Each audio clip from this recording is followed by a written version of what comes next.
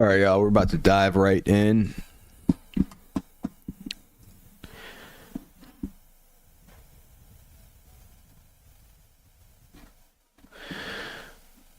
We're about to dive right in, fellas.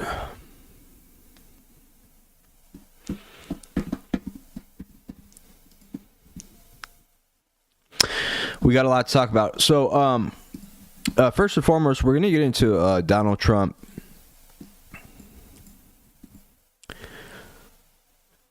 Claiming that he's losing steam and that it seems like his end is near. Is he hinting at something that we don't know? You know, there was an attempted assassination attempt at Mar-a-Lago on Monday where the guy was neutralized. Let's get into this clip here. So it looks like he knows somebody's really coming after him now, and his days are numbered, whether it be the midterms or even worse, right, if he chooses not to attack Iran. Let's get into this video here. Our people have been incredible, the job they've done, and they take nothing but abuse. But, Put the volume up. they're sort of pretty hardened to that, I think, because they know they're doing the right thing. It just amazes me that there's not more support out there. It's just, we actually have a silent support. I think it's silent. I think it's well, that's how I won. I got probably 85 million votes. They say 78 million, 79 million. They cheated in this election, too. It was just too big to rig. Too big to rig. Oh, that was the first clip, and then there's another clip. Oh, here we go. Here it is.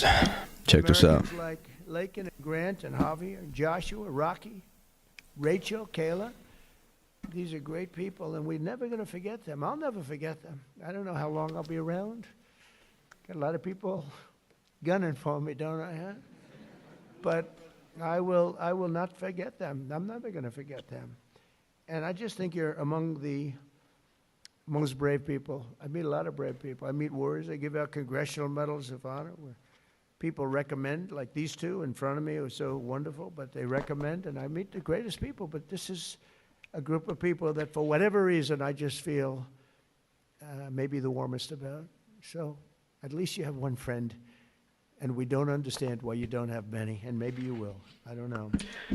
Yeah, so he's obviously, you know, displaying certain traits that shows that he's at like almost Biden level, you know, hysteria and just you know, lack of emotion, mental cognition is just not performing at his highest. You know, he's just, his words are all scattered.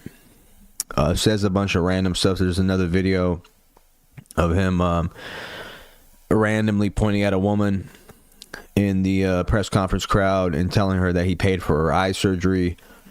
Let's see if we could pull that up. So Trump's just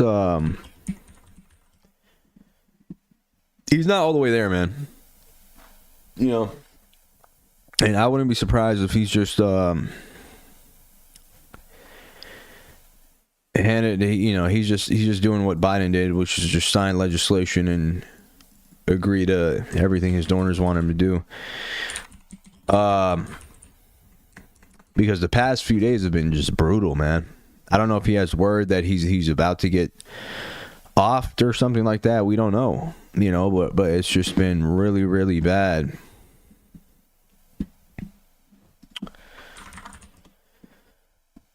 But all in all, it looks like that the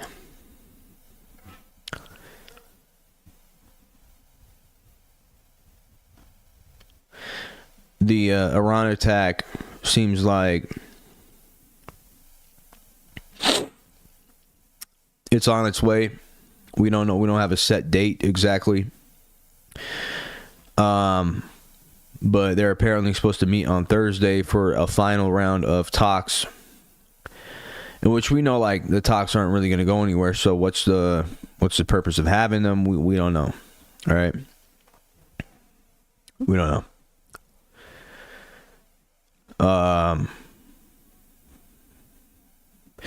This is Trump here admitting that he placed he's the one who selectively helped placed the president of Syria in power.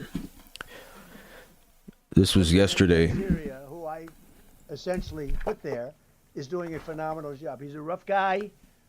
He's not a choir boy. A choir boy couldn't do it. But Syria is coming together, really coming together well.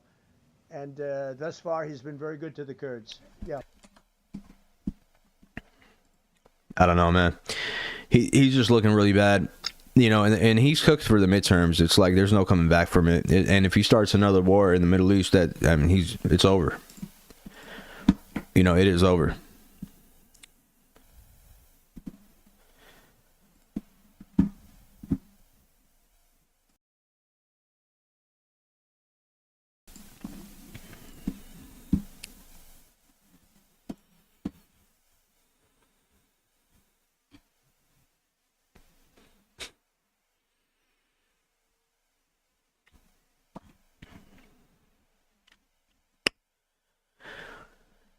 All right, man. So we're going to talk about the USS Gerald Ford. The USS Gerald Ford toilet is divided into 10 zones, each zone controlled by a single valve connected by a high-pressure system. All toilets in the zone gone down. The crew is literally sitting. It's being flooded by shit everywhere. This is the Gerald Ford. I believe it's off the coast of the Mediterranean Sea. It's not where the Persian Gulf is at. It is on its way to the Persian Gulf, from what I understand. These are the scenes that are coming out of the Gerald Ford. Just shit water everywhere, guys. Look at this shit, man. Disgusting.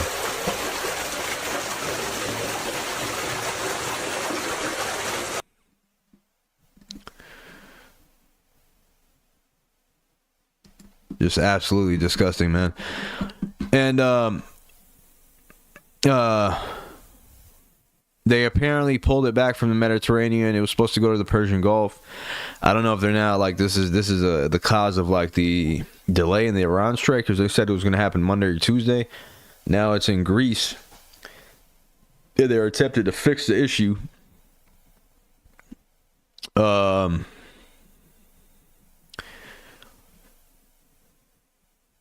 It's just very embarrassing, guys. I mean, this is just take a look at that.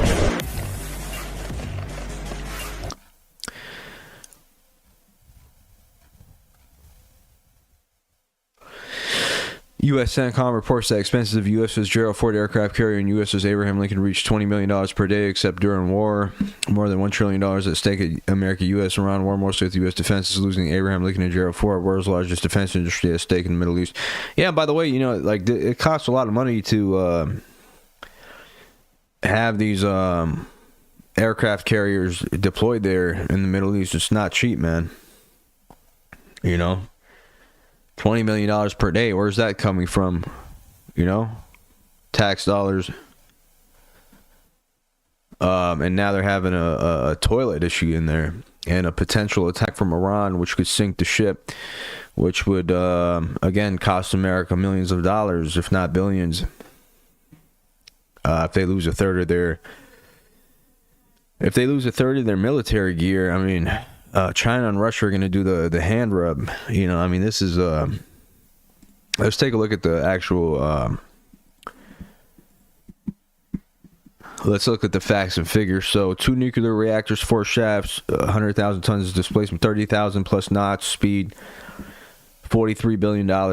Cost of the Gerald Ford. Imagine that sinks. That's $43 billion in the Mediterranean or the Persian Gulf. 5,000 personnel on board, potential victims of an Iran anti ship missile. I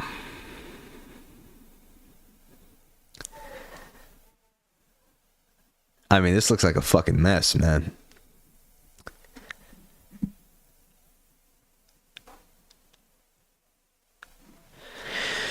Is just a huge liability, you know, and Trump's being forced to he's being forced to potentially lose thousands of American lives and sink a $43 billion aircraft carrier which would enlighten his adversaries, America's adversaries, and would put us definitely in a. Imagine if they have a third of their equipment deployed there, and they lose that. You know,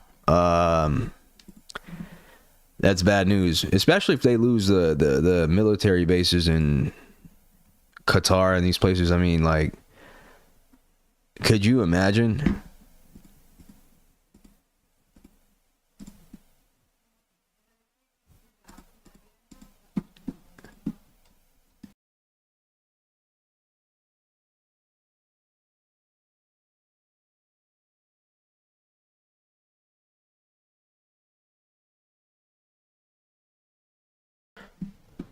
Could you just fucking imagine?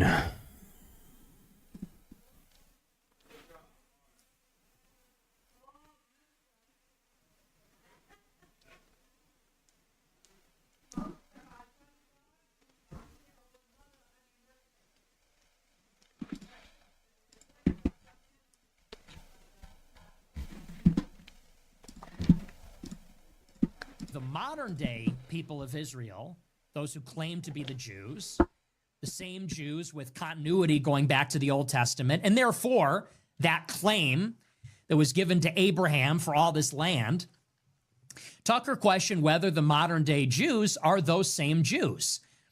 Are they the same people? Is the modern day state of Israel comprised of the same people with the same ancestry, the same patronage, or I should say, I don't know what the word would be for that, but you understand, they descend from those people. And then therefore, is this the same Israel? Is this actually the same kingdom they're seeking to establish from the Old Testament? And he said about this, and specifically regarding Bibi Netanyahu, he said that these people that have moved to Israel from Central and Eastern Europe, these so-called Ashkenazi Jews, he said they are from Poland. He said they're not from the Middle East. They're not Middle Easterners. And so the implication is maybe they're not the real Jews. Maybe they're not the real people of the book. Maybe they don't have actually a claim to the land. And this is a question which I see being raised not just by Tucker, but also by Candace Owens and Ron Unz and by Alexander Dugin and many others in the Israel critical space. This is something you see and hear all the time. They say that Israel is not made up of real Jews. And by real Jews, again, they mean people that come from the Middle East. They mean the people of Abraham and Moses, the people that fled Egypt, the people that established the kingdom of Israel, that were expelled by the Roman Empire. There is this persistent narrative that those people are lost, and the people in Israel now are interlopers. And how exactly they came to identify as Jews, that's a matter of contention. And some say they are Khazarians. Khazarians are this Turkic steppe people from Central Asia that came to identify as Jewish during the Middle Ages. And they settled in Central and Eastern Europe. And this is from where the Ashkenazi Jews came. This is one of the ideas. Other people say maybe it has nothing to do with the Khazarians, but Ashkenazi Jews just aren't Jewish at all. And it's some kind of elaborate LARP. It's some kind of case of mistaken identity. And not only is this false, this is totally false. This is just scientifically disproven. There has been now a massive amount of literature created on this. There's been a lot of genetic testing and a lot of science. And there's a lot of data out there which show that Ashkenazi Jewish people have Levantine DNA. They do have the same DNA as people from the Middle East 2,500 years ago. So this has been debunked. This is not any theory which is supported by evidence. There's no intellectual rigor there. This is something that was invented about 100 years ago. And now that we have modern genetic testing, which is widespread, this has been thoroughly debunked. And not only is this false, but I think it's a very pernicious and harmful narrative. And I also question if there's a political motivation there. Because if the people in Israel are not the Jews, well, then what does that make them actually? I guess then they're just white people. And I really don't like the implication there, because you hear this in a lot of left-wing circles. In a lot of left-wing, anti-Zionist, anti-racist circles, guys like Max Blumenthal and some of the other usual suspects, this narrative is very popular. And they say that what Israel really is a settler colonialist project by white people. If Netanyahu is just some Polish person, well, then he's just some white person from Europe who doesn't belong there.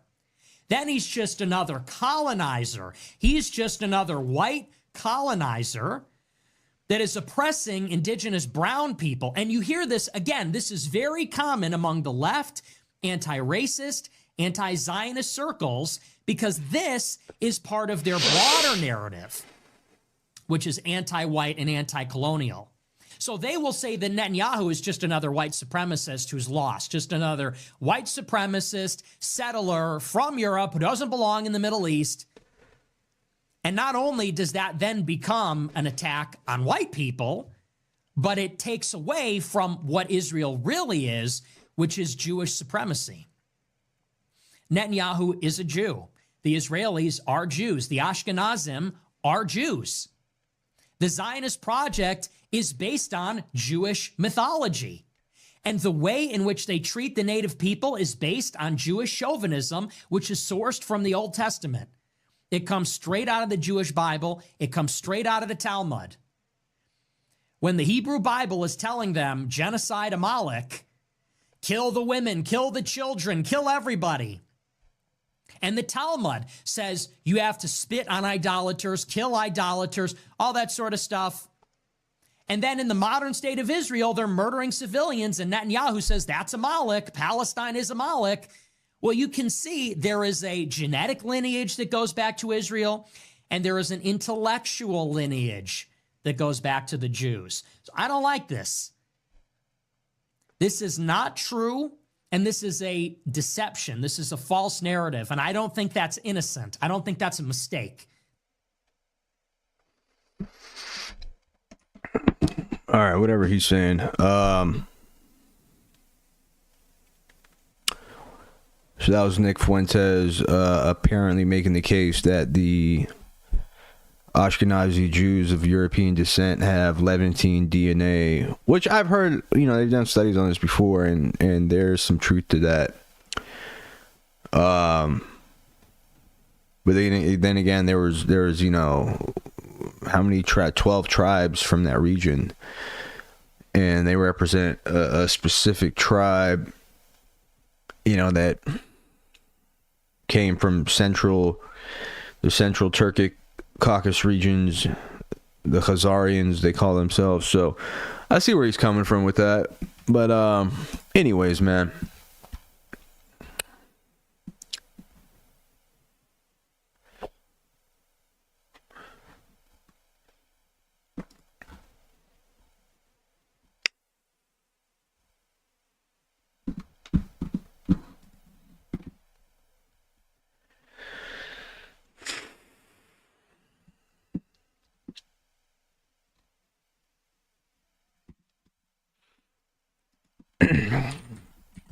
Yeah, this Middle East war is going to be a disaster.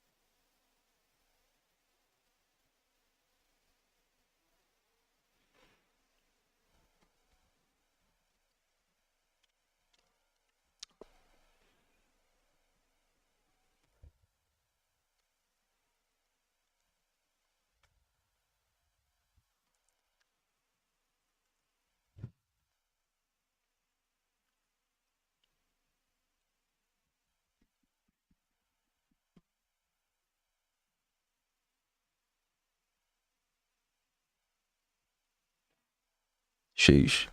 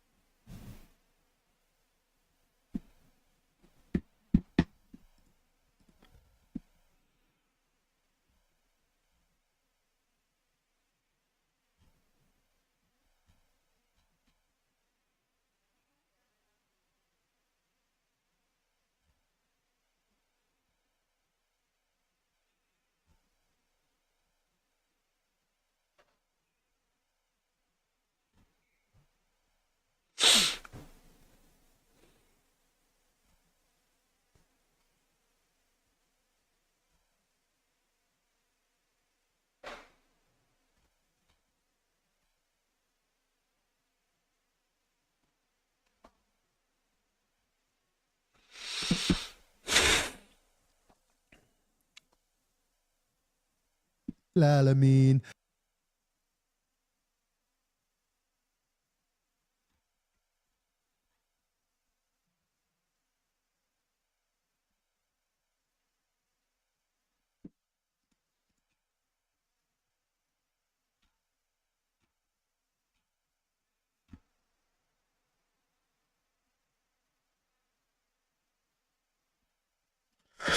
Yo, these people are cooked, man.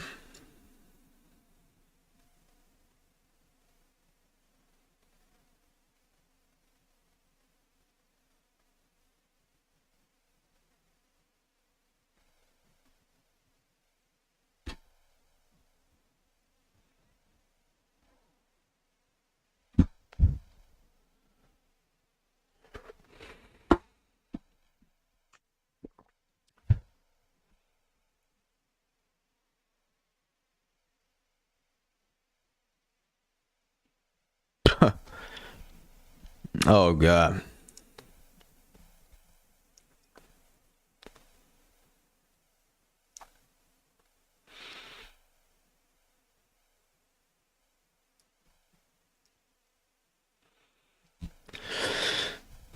This more on Mexico's defense secretary says surveillance on a girlfriend's visit led officials to El Mencho's hideout. This is the guy that died from the cartel. Apparently, an OnlyFans, he was with some OnlyFans bitch, and she led him to, or they tracked her down, and it took him to this guy via American intelligence, and the Mexican military, I guess, took him out, and now they're burning the city down.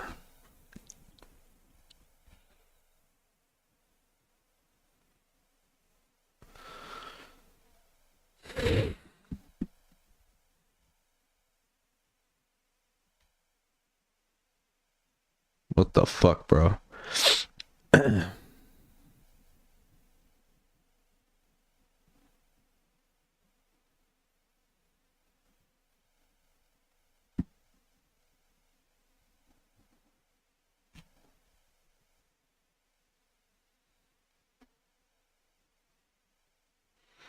What a bum.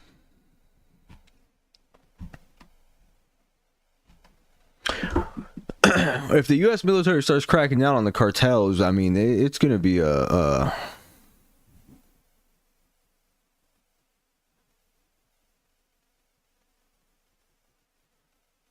ooh.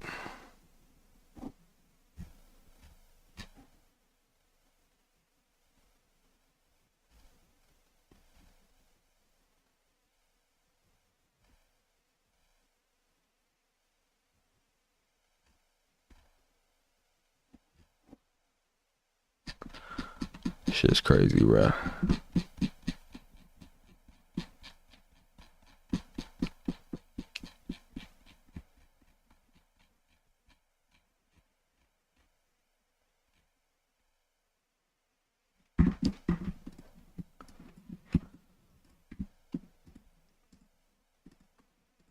I say, look, MAGA is dead. It's over. This was supposed to be a movement for the forgotten men and women. We got forgotten. It was supposed to be about putting America first and redirecting our attention inward towards our problems as citizens rather than outwardly towards the world's problems and other countries' problems. Obviously, that's not the case. All you need to do is look at what is happening here. Leaving Minneapolis, deploying to the Persian Gulf, couldn't hack it fighting Antifa, fighting that nurse and the lesbian poet. You know, that was too dangerous. But we're over there fighting Iran's million-man army. All you need to do is look at what's happening. And yet you have Trump's biggest defenders on Twitter every day saying, don't black pill. If you're not on board with this, well, you're not serious. Grow up. That's not how politics works. Tell me then, please, how politics works. I'm waiting for Trump's biggest defenders, for J.D. Vance's biggest defenders. Tell me how politics works. At what point do we get what we want? We voted for law and order and borders how many times since 2016? Voted for that in 16, 18, 20, 22, 24. We're coming up on 26. When do we get it? When is that even a priority? When are they even going to try? I'm really unhappy with what we're getting. I'm growing impatient. You tell me now I'm not serious. I just don't know how it works. I need to grow up. We can't just burn it all down. Okay, well, you tell me, at what point do we liberate the country? At what point do we stop liberating the Middle East and we start liberating us? We're talking about Iranian protesters and Iranians' aspirations for freedom and Iran. And okay, what about Minnesota? What about New York? What about Illinois? What about California? Can we liberate this? And they say, well, we can't do that. Surely it's possible. Surely.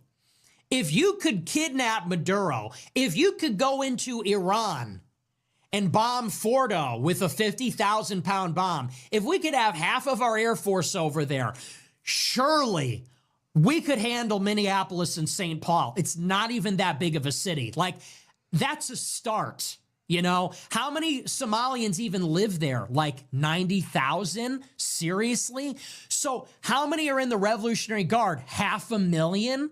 You can't deport 90,000 Somalis that are just idiots. They're just like disorganized idiots. They got bows and arrows. They don't even have a legal right to be here. Can't do it. You know, they're setting up an autonomous zone. Renee Good, the lesbian, and the other guy, the male nurse, they're setting up a autonomous zone with a couple of garbage cans in the intersection. Oh my, no, we can't send ICE in there. Too dangerous. Yeah, but let's go and fight the whole Middle East. Again, let's go and fight Hezbollah, the Houthis, the PMF, IRGC, the Ayatollah. They're not even trying. You know, they're just not even trying to make the case anymore. And that's when I say I'm out. I'm for America first. No regime change in Iran. Let Israel figure it out.